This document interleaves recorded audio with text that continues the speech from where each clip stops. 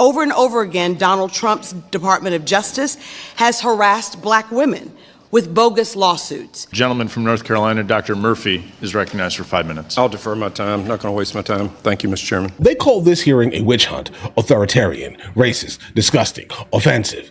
And then one Republican looked at it and said, I'm not even wasting my time on this here, guys. And listen, that one line right there told me exactly how unserious this hearing was. Mr. Chairman, I want to begin by unequivocally stating that guaranteeing the authenticity of campaign donations requires serious and honest engagement.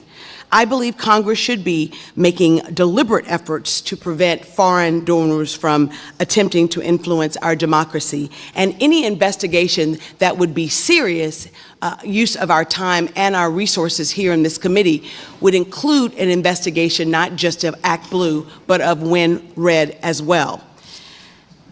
We're holding a hearing today, quote unquote, an investigation to prevent fraudulent donations, but it's nothing more than a hyper-partisan witch hunt. This investigation is just one example, one more example, of Republicans and President Trump using power of his office to harass and intimidate anyone willing to challenge him. The Trump Department of Justice has used its power to intimidate and victimize communities of color, especially Black Americans. Just look at their targeted harassment of the Southern Poverty Law Center, an organization that has worked tirelessly for decades to counter white supremacist organizations. Over and over again, Donald Trump's Department of Justice has harassed Black women with bogus lawsuits. We should not forget their harassment of the Federal Reserve Board of Governors, Lisa Cook, their harassment of the New York Attorney General Tish James, and their harassment of our colleague, New Jersey Congresswoman LaMonica McIver. So it is not surprising that this Republican-led committee is now attacking Act Blue and its CEO, Ms. Wallace Jones. Why? Because Act Blue is a platform that helps empower voices of thousands of millions of American voters and supports the electoral efforts of a racially and ideologically diverse group of Americans that are willing to stand up against the harmful actions of this president. Okay, guys, one thing. Yeah, definitely racially diverse when we're talking about the Democrat Party and overall the left here. When we start talking about diversity of ideology, that doesn't really make much sense here, guys, because I mean, for the most part, everyone plays follow the leader over there, guys. But let's continue. This investigation is clearly just an extension of President Trump's retribution tour. And I want to apologize to you, Ms. Wallace Jones, for having to be here and under these very hyper-partisan circumstances, and not in any way looking into an investigation of fraudulent foreign donors that would include both Republican and Democratic organizations. This investigation is clearly an extension of President Trump's retribution tour. In April of last year, the president issued an executive order targeting Act Blue and demanding a Department of Justice investigation into the platform. Less than 2 weeks after the executive order, a group of committee chairmen jointly sent a letter to Attorney General Bondi that detailed their committee's, quote, ongoing investigations into Act Blue, unquote, while pledging to, quote, work collaboratively with DOJ, end quote. Let me repeat that again.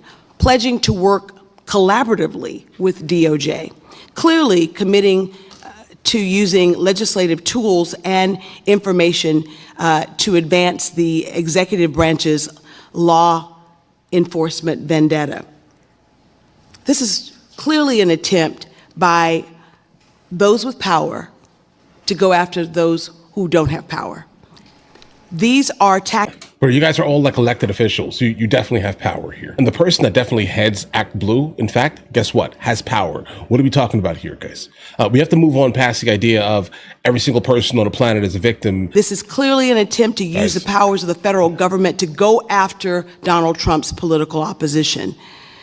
Any meaningful investigation, Mr. Chairman, would also include Win Red. This committee should be conducting serious work. I'll give you that. We would be better spent trying to provide grant funding for election systems across this country. Or we could be considering approaches to improving the day-to-day operations of the House of Representatives, which is a core jurisdictional function of this committee. instead of spending this time using invaluable time and resources of this committee to go after a witch hunt. I'm embarrassed that Figured we're that. using our committee time in such a way, and I want to again apologize to Ms. Wallace Jones for her having to be here and listen to this craziness. With that, I yield back my time.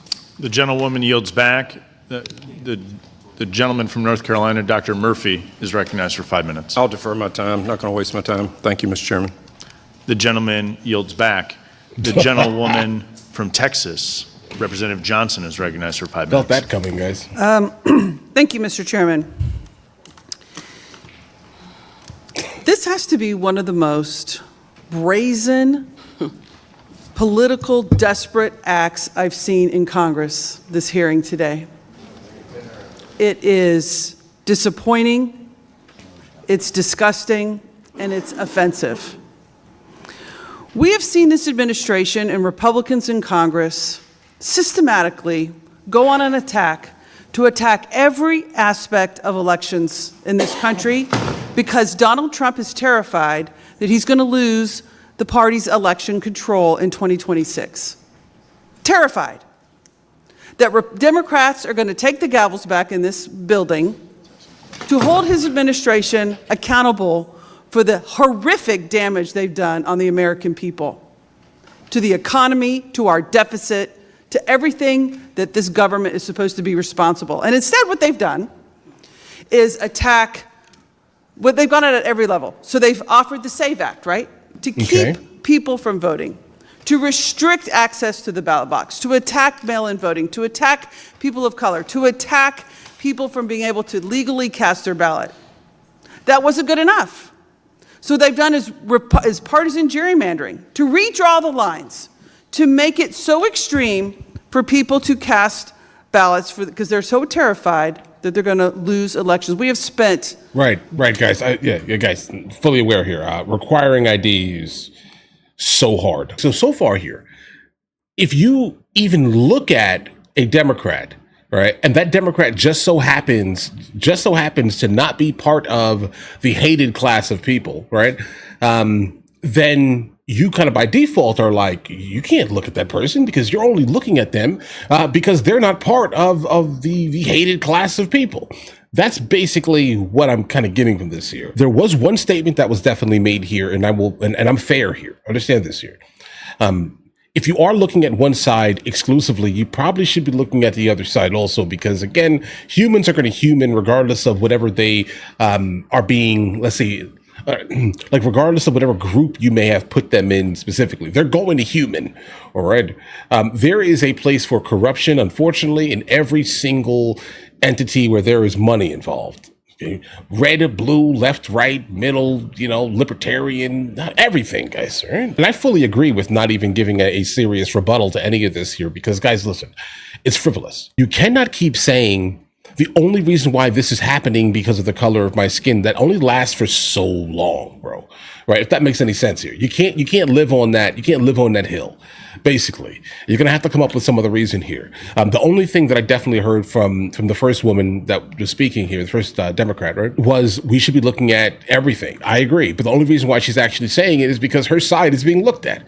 Right. There's a lot of donation money that keeps popping up in places where, salaries are increasing, but no real help or aid is happening on the outside. And with all of the new information about the SPLC paying people to basically fund all these rallies, buy racist paraphernalia and hold all types of craziness, I can imagine how now things are going to start getting looked at a little bit closer here.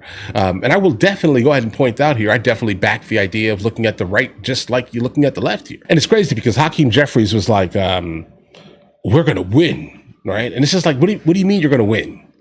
Like, how are you going to win the people back, bro? Like, how are you going to get them back if basically all you're exuding is, I'm a victim because of the color of my skin? I don't care who did the bad thing, all right? I don't care what they look like. If you did the bad thing, you are to be held accountable for it, period. But the fact that you're specifically attributing it to the color of your skin and not actually looking at, oh, did that person do a bad thing? Like, can you step outside of the sisterhood for like a second, right?